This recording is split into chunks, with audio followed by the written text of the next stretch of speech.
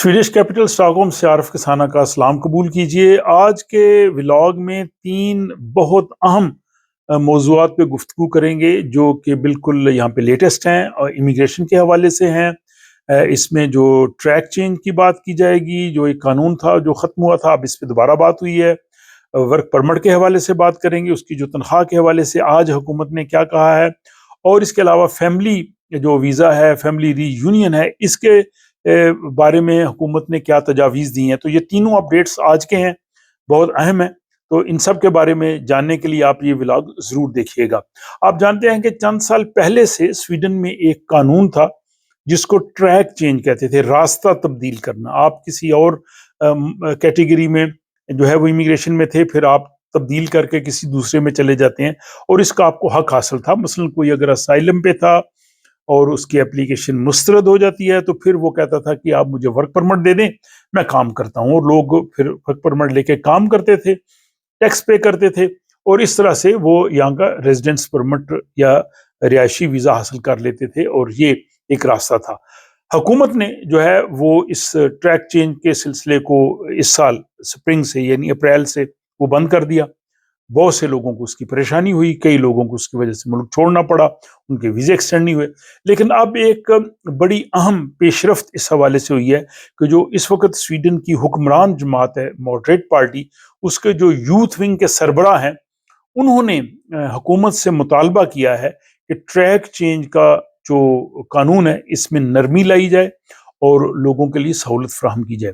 इस ज़िमन में Douglas Thorpe जो कि इस मॉडरेट पार्टी की यूथ विंग के सरबराह हैं, उन्होंने कहा कि जो लोग मेहनत करते हैं और यहाँ पे काम करते हैं, मुआशरे में इंटीग्रेट हैं, टैक्स पे करते हैं, सिस्टम को फॉलो करते हैं और स्वीडन के साथ वफादार हैं, उनको यहाँ पे रहने का हक होना चाहिए। तो उन्होंने कहा जी कि ये ट्रैक चेंज करके हमने एक रास्ता बंद कर दिया है जो एक इंतहाई सख्त कदम है और इससे लोगों के साथ नाइंसाफ़ी हुई है, ज़्यादती हुई है, इसको तब्दील किया जाए। तो ये एक बड़ी मौसर आवाज़ है जो हुकूमती हलकों से उठी है। वो नौजवान है, यूथ विंग के हेड हैं, हुकूमत के ज़ाहिर करीब हैं। अब देखते हैं कि उनके इस मुतालबे पे उनकी जो पार्टी है, हुकूमत है, वो क्या कहती है। बहरहाल मैं समझता हूँ कि ये एक बड़ी ही मौसर आवाज़ है। आपका क्या ख्याल है? अपनी राय कमेंट बॉक्स में ज़रूर लिखिएगा।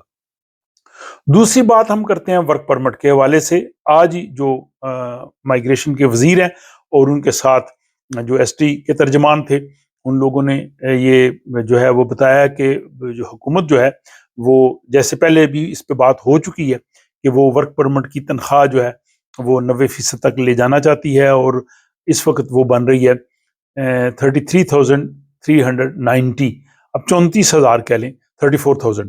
तो कह रहे हैं जी कि हम इसको बढ़ाने के लिए हमने इसका जो पेपर वर्क है वो मुकम्मल कर लिया है और हुकूमत चाहती है कि अगले साल जून से जो है ये 34,000 जो तनख्वाह वर्क परमिट की हो जाए कम अज कम। ये अभी चूंकि कानून साजी हो रही है, लेकिन जून में चूंकि वैसे ही जो मीडियन सैलरी है वो चेंज होनी है, तो मुमकिन तौर पे ये 34,000 से भी शायद 1,000 या 500 बढ़ जाए।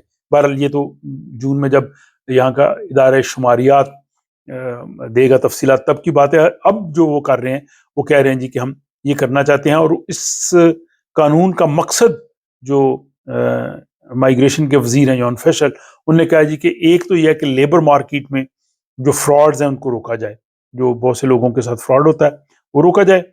और दूसरा जो है इसमें जो कंपनियां हैं जो लोगों के साथ इस्तेसाल करती थी, इस सिलसिले को भी जो बंद किया जाए और सिर्फ जो आला तालीम याफ्ता हुनरमंद लोग, हाई स्किल्ड, जिनकी स्वीडन को जरूरत है, वो आए। और इसके बाद यह है कि ये जो एम्प्लॉयर है यहाँ पे जो जॉब देने वाले हैं वो भी जो संजीदा एम्प्लॉयर है जिनको वाकई जरूरत है वो करें।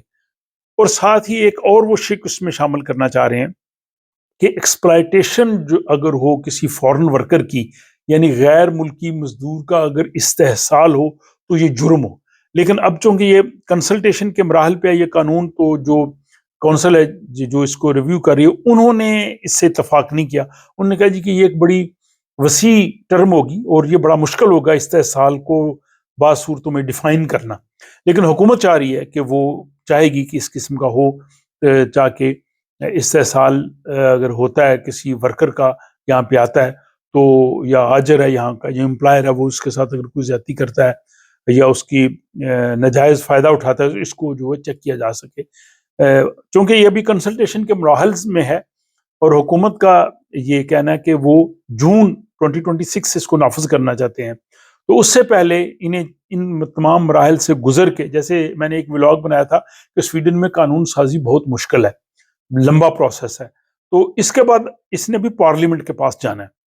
تو پارلیمنٹ جب اپروو کرے گی تو پھر یہ قانون بنے گا. اب انہوں نے یہ نہیں بتایا کہ پارلیمنٹ کے پاس کب جائے گا، اور اس میں انہوں نے یہ بھی کہا ہے کہ جو ہائی رسک سیکٹرز ہیں ان کے لیے ورک پرمٹ نہیں ملے گا.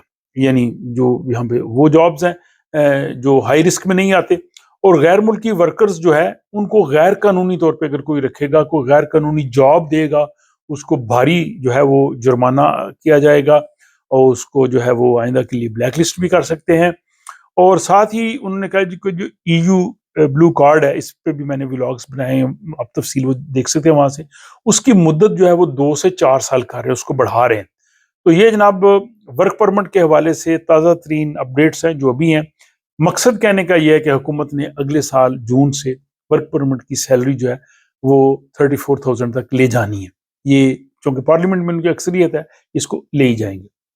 اور اس میں باقی میرے خیال سوشل ڈیموکریٹ جو بڑی جماعت ہے اس کی طرف سے بھی کوئی اس کی جو ہے وہ مزاحمت نہیں ہوگی. چھوٹی جماعتیں اگر مزاحمت کریں گی بھی تو ان کی پارٹی جو ہے اتنی پوزیشن نہیں ہے کہ وہ اس قانون سازی کو روک سکے. تیسرا امپورٹنٹ ٹاپک آج کا وہ بھی امیگریشن کے حوالے سے ہے کہ فیملی ری یونین، جو خاندان کے افراد کو سویڈن میں بلانا ہے، اس کے لیے جو شرائط ہیں وہ بھی سخت کر رہے ہیں، اور ان کا نفاذ جو ہے وہ 2027 سے ہوگا. اس میں مین چیز جو انکم کی شرط ہے بلانے کی، اس میں 30% جو ہے وہ اضافہ کر رہے ہیں. اور اس میں جو فیملی کے افراد ہیں یا ہسبینڈ وائف جو بھی وہ اس میں آئیں گے، تو یہ حکومت کی جو ہے وہ تجویز ہے. اور اس میں دوسری امپورٹنٹ چیز ہے کہ اس میں انکم چیک کریں گے. اس میں ہر قسم کی انکم، آپ کی انکم شمار نہیں ہوگی. آپ کے اکاؤنٹ میں تو آ رہی ہے، لیکن اس میں وہ کہتے ہیں کہ حقیقی اور مستقل انکم، جو ریگولر انکم آپ کو آ رہی ہے وہ ہوگی، اور جو حقیقی انکم ہوگی اس پہ ہم بات کرتے ہیں کہ اس سے ان کی مراد کیا ہے.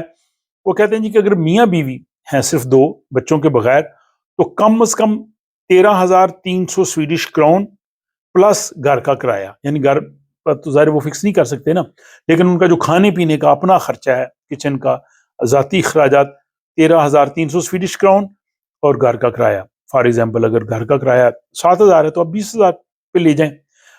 اور اگر 2 میاں بیوی ہوں، بالغ ہوں اور 2 بچے ہوں، تو ان کا جو ہو جائے گا پھر 23,600 سویڈش کرون، اور اس کے ساتھ جو ہے وہ گھر کا کرایہ. تو اس طرح سے یہ کر رہے ہیں. یعنی اب جن لوگوں کے پاس اچھی انکم نہیں ہوگی، مستحکم جاب نہیں ہوگا، وہ اپنے پارٹنر کو سویڈن نہیں بلا سکیں گے، مشکل ہو جائے گا. ظاہر جن کی اچھی انکم ہوگی ان کے لیے پرابلم نہیں ہوگی. اچھا، آمدنی کی بات جیسے میں نے کہا کہ انہوں نے جو کچھ آمدنیاں ہم تسلیم کریں گے، کچھ نہیں کریں گے. مثلا اگر ایسی جابز ہیں جو سبسڈی جہاں پہ ملتی ہے، ایسے جابز وہ والی، یا اگر آپ بے روزگاری الاؤنس لیتے ہیں آکاسا، وہ اس میں شامل نہیں ہوگا. اگر آپ ایکٹیویٹی استود لیتے ہیں، جب آپ جاب تلاش کر رہے ہوتے ہیں تو جو دفتر روزگار کی طرف سے، کمیون کی طرف سے آپ کو کوئی ایسی جگہ پہ کام کرتے ہیں اور وہ جو آپ کو انکم ملتی ہے وہ بھی انکم اس میں شامل نہیں ہوگی.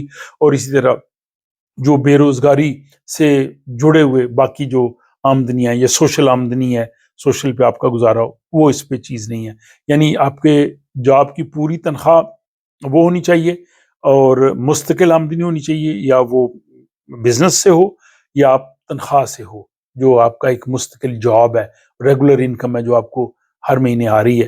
اور اس میں حکومت کا یہ کہنا ہے کہ جو لوگ یہاں پہ اپنی فیملی کو بلائیں وہ مالی طور پہ خود کفیل ہوں، تاکہ ان کو کوئی مالی دشواری نہ ہو یا ان کی فیملی کو دشواری نہ ہو.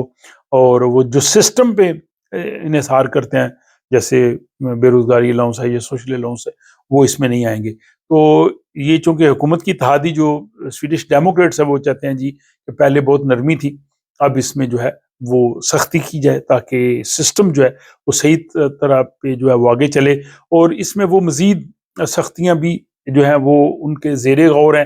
اس میں یہ ہے کہ جو فیملی ری یونین ویزا اپلائی کرنے سے پہلے کم از کم 2 سال یہاں پہ رہنا ضروری ہے، یعنی جو یورپ کے باہر سے آتے ہیں 2 سال رہنے کے بعد وہ فیملی کو بلا سکیں گے۔ لیکن کچھ گروپس جو ہیں ان کو چھوٹ ہوگی، لیکن انہیں 3 ماہ کے اندر اندر اپلائی کرنا ہوگا جب وہ ادھر ہوں۔ تو یہ ابھی ظاہر پروسیس میں ہے، جیسے میں نے کہا قانون بننے کا سلسلہ لمبا ہوتا ہے، یہ ابھی ایک خاکہ ہے، اور یہ اگر سارے مراحل سے گزر گئے تو یہ پابندیاں 2027 سے نافذ ہوں گی۔ اب معلوم نہیں ہے کہ حکومت موجودہ جو پارلیمنٹ ہے جس کی جو ستمبر تک ہے، اس سے یہ پاس کروائے گی اگلے سال یا اگلی پارلیمنٹ پہ لے جائے گی، لیکن اس پہ انہوں نے پروسیس جو ہے وہ شروع کر دیا ہے۔ تو یہ جناب آج کے 3 اپڈیٹ سے کہ ٹریک چینج کو تبدیل ہونا چاہیے، ماڈریٹ پارٹی کے یوتھ ونگ کے سربراہ کا کہنا ہے، انہوں نے اچھی ایک بات کی ہے۔ ورک پرمٹ کی جو تنخواہ ہے وہ اگلے سال جون سے 34,000 کے قریب ہو جائے گی، اور تیسرا جو ہے کہ یہاں پہ فیملی کو بلانا ہو تو آپ کی مستقل مستحکم ریگولر انکم ہوگی، تب آپ بلا سکیں گے۔ ان تینوں ٹاپکس کے حوالے سے اپنی رائے کا ضرور اظہار کیجیے۔ یہ ولاگز آپ کو کیسے لگتے ہیں یہ بھی ضرور بتائیے گا۔ ان کو سمجھنے میں اگر آپ کو مشکل پیش آتی ہے، لینگویج مشکل ہے، انداز میں کچھ تبدیلی چاہتے ہیں، یا اور کس قسم کا آپ طریقہ کار چاہتے ہیں، اس حوالے سے بھی ضرور لکھیے گا، تاکہ میں آپ کی اس رائے کی روشنی میں مستقبل کے ولاگز آپ کی خدمت میں پیش کر سکوں۔ اپنا خیال رکھیے گا، ملاقات ہوتی ہے آپ سے اگلے ولاگ۔